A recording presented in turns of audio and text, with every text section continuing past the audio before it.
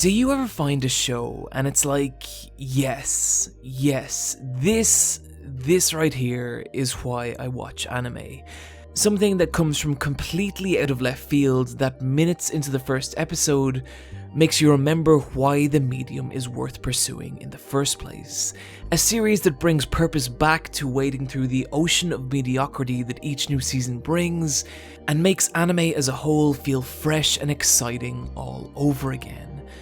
I only really come across a show like this maybe once or twice a year. In 2016, it was Mob Psycho 100, and this year, it's Made in Abyss. The best way I could describe the appeal of Made in Abyss is it's like the wonder and beauty of a Studio Ghibli film crossed with the nihilistic pseudo-horror of Madoka Magica. It's beautiful, it's fun, and it's incredibly dark. The series follows the story of Rico and Reg, two children and their journey down into the Abyss, a massive monolithic-like chasm gouged deep in the earth.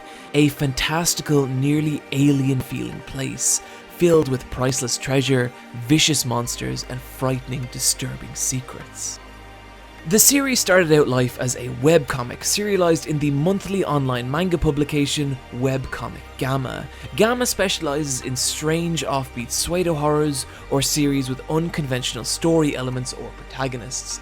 Titles like Kichi Kojima, Pumpkin Night, and even the manga adaptation of the Yume Nikki indie horror game. And Made in Abyss fits into their catalog perfectly. It's tonally far too dark for a series like Shonen Jump, while also not really being seinen enough to fit into the more popular adult magazines. And I think this is why smaller publications like this are important. They're often more willing to take chances on less conventional stories. Which is exactly what Made in Abyss is. Even from first glance of the manga, it's obvious there's something a little bit special about this series. The artwork is strikingly unique, using an unusual combination of pencil line work and loose ink rendering, giving the pages a soft, nearly painterly quality that feels nearly more reminiscent of a storybook than it does a traditional pen and ink manga. It's beautiful to look at, but what really stands out are the incredibly detailed and highly rendered background spreads. Not only are these pages breathtaking, they're also somewhat of an oddity in manga.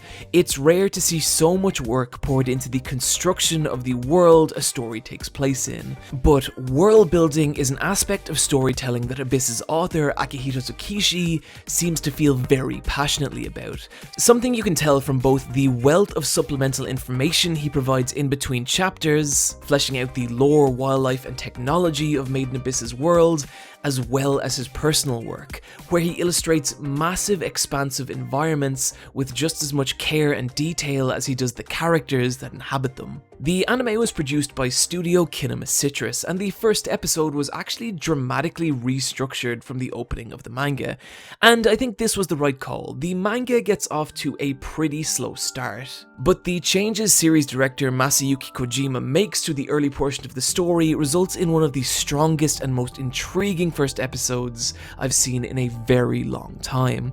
We're given zero setup, no text crawl, no explanation, or even any context. We're just dropped into Made in Abyss's world, where we meet Rico, a young cave raider in search of relics, who, after a little brush with a nightmarish monstrosity, discovers a small unconscious robot boy with no memory of his past, whom she later names Reg.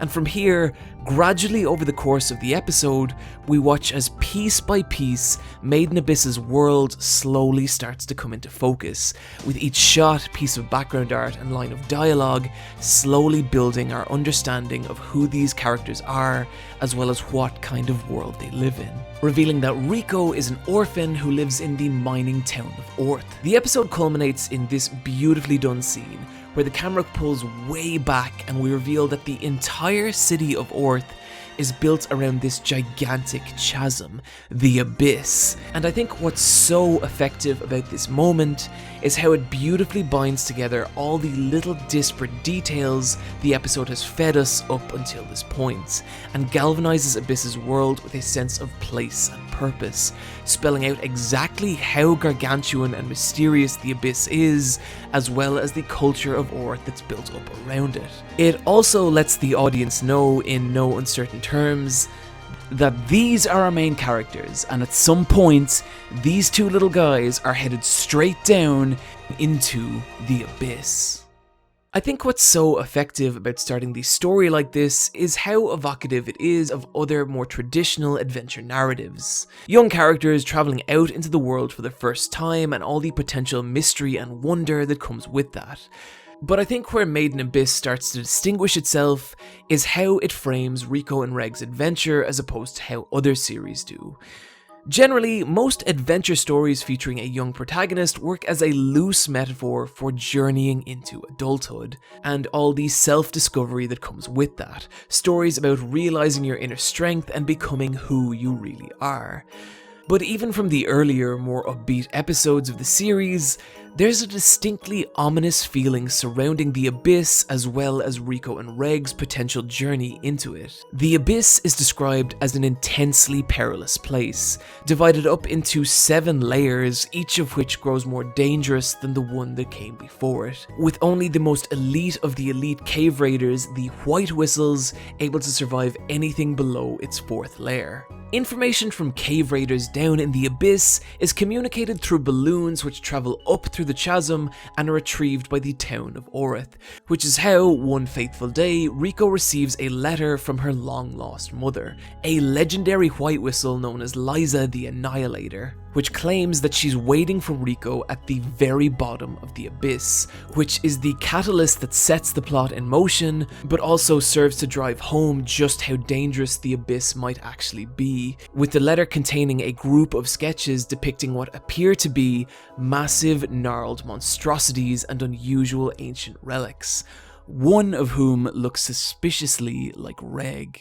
It's this steady stream of ominous information that slowly begins to change how we view Rico and Reg's journey, as we gradually start to realize that this isn't a quest that either character is ever going to be returning from, something driven home by the curse of the abyss. A set of afflictions that grows more severe the further down the abyss you travel, starting off in relatively light ways like light nausea and vomiting, and ending in madness, a total loss of humanity, and even death.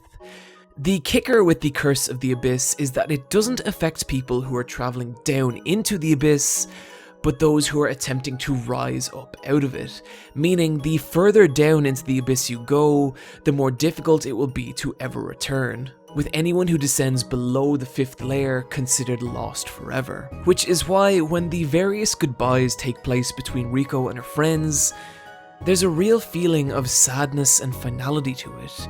Generally, in traditional adventure narratives, the idea is that one day the hero will return home with their newfound power in tow and use that power to benefit all around them. In fact, it's this plot structure that's the entire final quarter of Joseph Anderson's The Hero's Journey, but by making it clear that these characters are never likely to return, it shrouds the journey of Rico and Reg in not only a sad finality, but also an ominous sense of peril, like whatever might be waiting for the two down in the depths of the abyss is very real and very, very dangerous.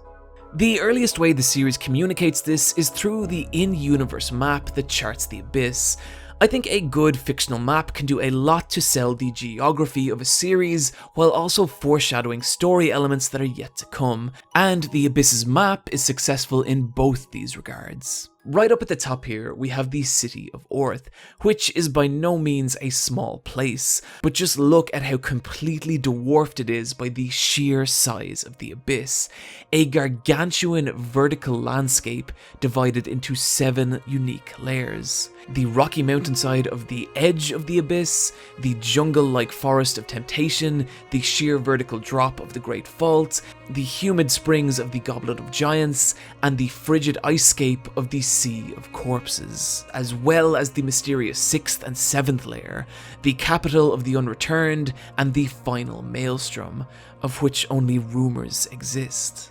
By establishing the existence of these locations early on, the show creates a real sense of mystery and intrigue around the Abyss's lairs and what might be lying in wait for Reg and Rico.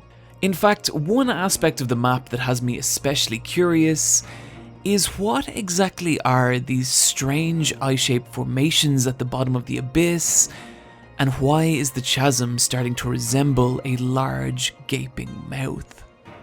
It's questions like these that create such an intense layer of intrigue around the abyss, and also makes it very easy to empathize with Rico and Reg's desire to delve down further into it. Which means that one of the main reasons the audience is watching the show to find out more about the Abyss directly overlaps with the primary motivator of the story's two central characters, which makes it very easy to get invested in both Rico and Reg, as well as the relationship that forms between them. Rico is an optimistic, upbeat, driven person with a burning desire to explore the Abyss, to the point that she's spent her entire life reading up on it, researching its mysteries and studying its plants and wildlife. This has given her an encyclopedic knowledge of the Abyss's upper layers and how best to navigate them. Her weaknesses, however, come down to her physical ability. Despite being raised as a cave raider, she's still just a regular human child, which means not only is she in danger from the Abyss's more aggressive creatures, but also susceptible to the aforementioned curse of the Abyss. Reg, meanwhile, is in many ways the total opposite of Rico. He's far quieter and more withdrawn, often doubting his decisions and becoming easily frightened, despite the fact that his robotic body means that he's nearly completely invulnerable, able to withstand massive amounts of physical punishment and quickly recover, as well as wielding mechanical arms that can shoot out and extend like grapple hooks, which also house Reg's trump card, his incinerator cannon, a devastating blast that annihilates anything in Reg's path, at the cost of causing him to fall unconscious for a couple of hours after its use, during which time Rico is alone and vulnerable.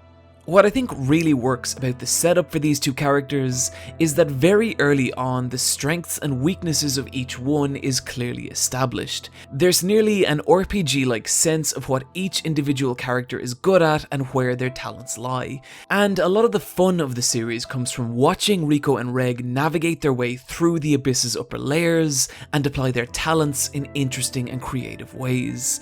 Like how Rico knows how to use these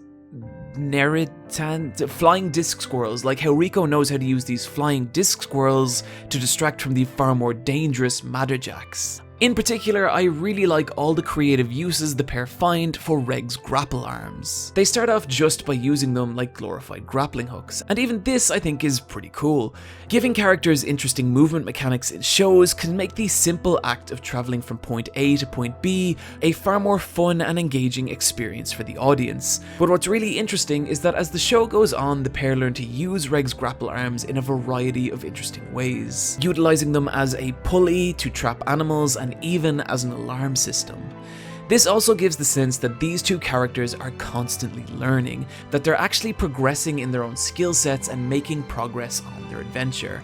So when things happen, like they acquire a new piece of equipment, it actually feels significant, not unlike how it does when you find a powerful piece of gear in a video game. What really works in the writing behind Rico and Reg as a team is that it's so easy to see how their individual strengths complement the other's weakness, and their mutual need to rely on one another. Without Reg, Rico is basically just a child alone in a viciously unforgiving environment. By herself, she'd have no real way of traversing the abyss or defending herself from its more dangerous inhabitants. And likewise, without Rico, Reg would be left completely in the dark, with no knowledge of his surroundings and no clear path forward. And it's in the instances where the two become separated that you can really feel each individual one struggle without the other. Writing the pair like this shows not only how the two rely on each other on a practical level, but also on a deeply personal one. For Rico, Reg is confirmation of something she's wanted her entire life. Proof that life exists in the depths of the abyss, and therefore a connection to the idea that somewhere far below, her mother may still be alive. with Reg being her only practical means of discovering if this is true or not. While for Reg, Rico is his only real purpose to live. Not only does she give him the confidence he needs to overcome his self-doubt, considering his total loss of memory, she is his one connection to the living world, and if anything were to happen to her, he'd be left completely alone. And so it's very easy to believe that the two would form such a close bond, as the driving motivator of each is dependent directly on the survival of the other. And because of this, it's easy to get invested in them and their adventure. You want these little guys to be okay, you want to see them succeed, and where the show really starts to show its hand is taking the warmth of the friendship of Rico and Reg and juxtaposing it against the coldness of the Abyss. What's frightening about the Abyss isn't that it's directly malevolent to Rico and Reg, but that it's completely indifferent to them. For as invested as the audience is in these characters, it never feels like the world of the Abyss rotates specifically around them. Rather, in the Abyss, they are just another rung on the food chain, a tiny part of a much larger ecosystem filled with potential predators and dangers. What really establishes this is the investment Made in Abyss makes in its world building. A lot of the world building of the show is very subtle, often telling us things about characters and their experiences in ways that are extremely easy to miss.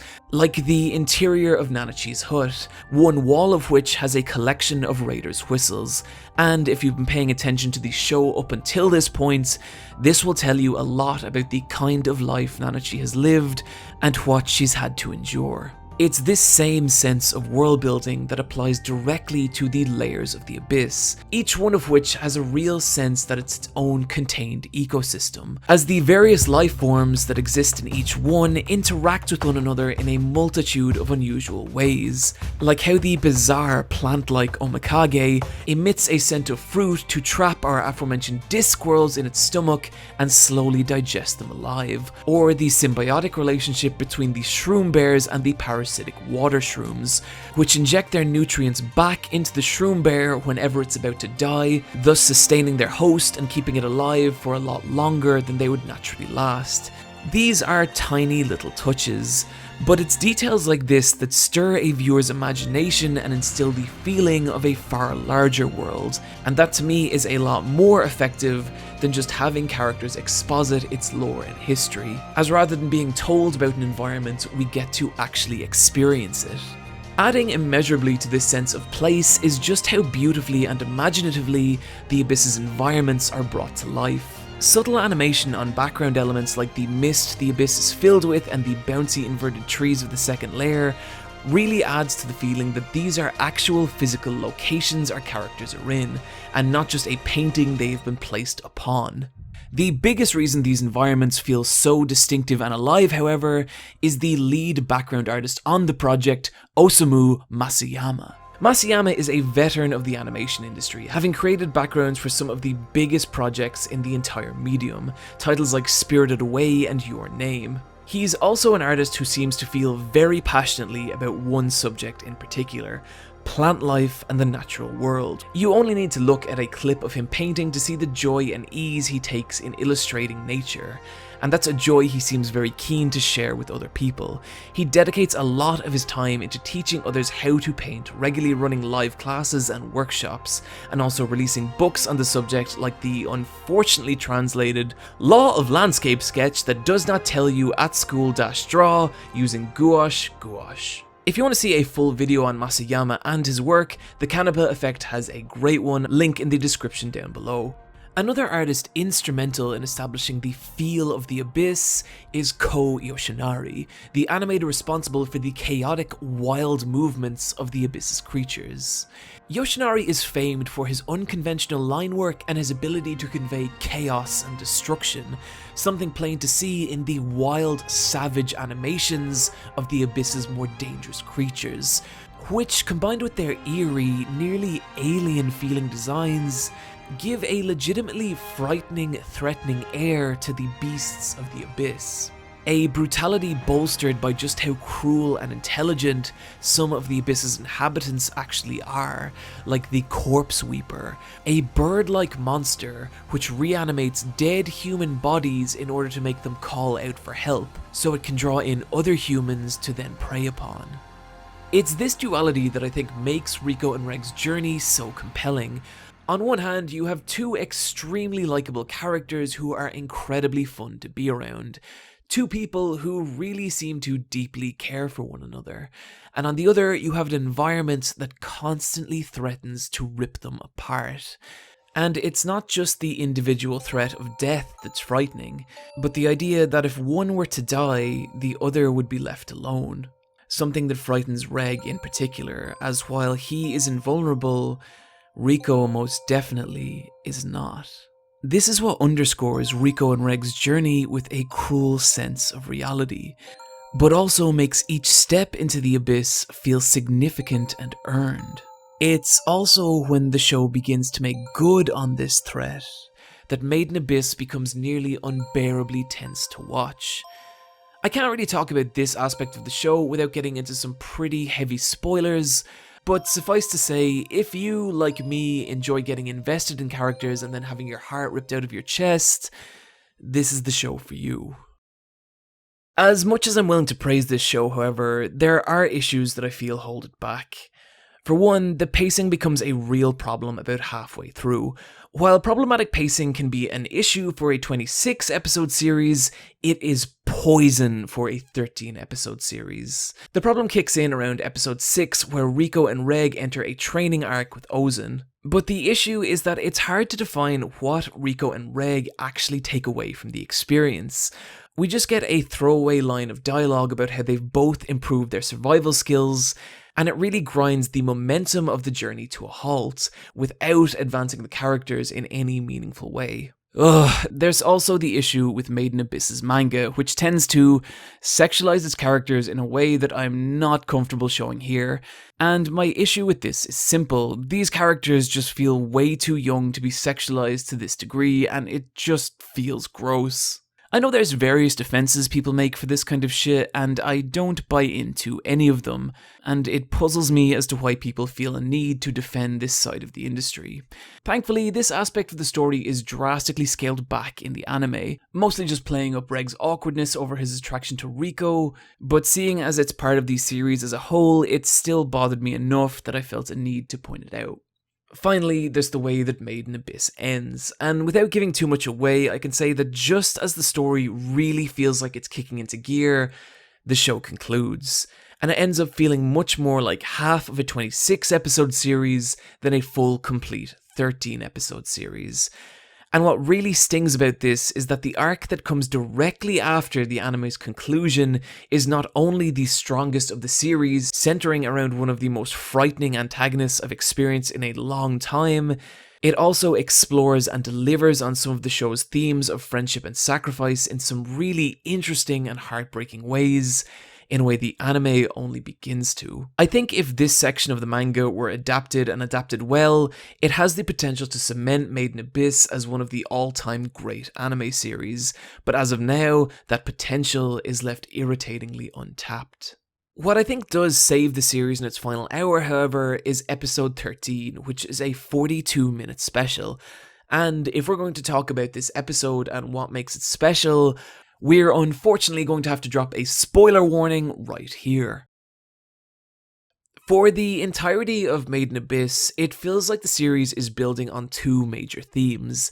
The indifferent cruelty of the world at large and how only companionship can see people through that cruelty. And what I love about episode 13 is how deftly it explores and delivers on both these themes, focusing on the backstory of Nanachi, a character who's introduced later on in the series, as well as her friend Mitty.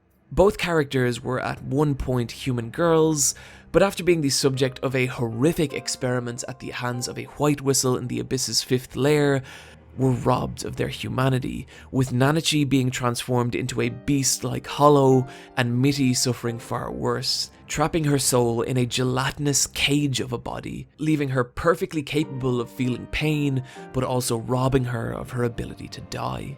What I really love about this dynamic is how it reframes the one between Reg and Rico.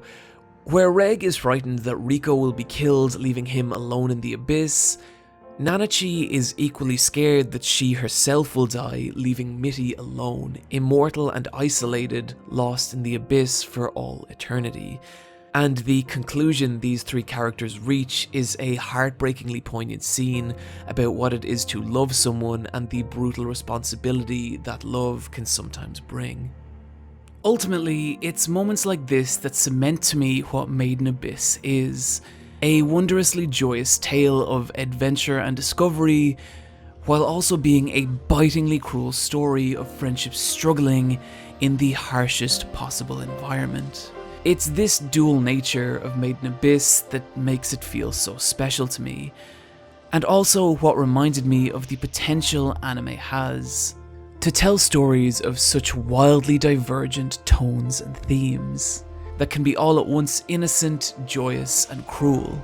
It's what made me remember why I started liking anime in the first place. And it's also a pretty damn good reason why you should watch Made in Abyss.